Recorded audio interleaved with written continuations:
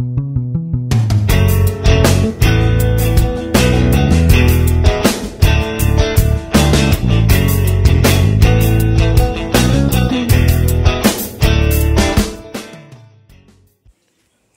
పూజించే జంతు జీవరాశుల్లో అతి ముఖ్యమైనది పాము. పాము శివుని ఆభరణం కాబట్టి పాము పుట్టకు పాలు పోసి పూజించడం ఆనవాయితీ.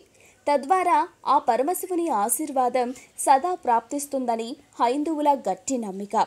అంతటి పవిత్రమైన పామును చంపితే ఇక చెప్పేదేముంది, మహాపాపం చుట్టుకున్నట్టే.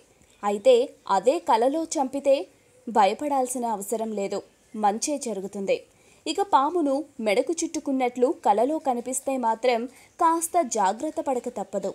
ఎందుకంటే పాము చుట్టుకుంటే కష్టాలు చుట్టుకున్నట్టేనట.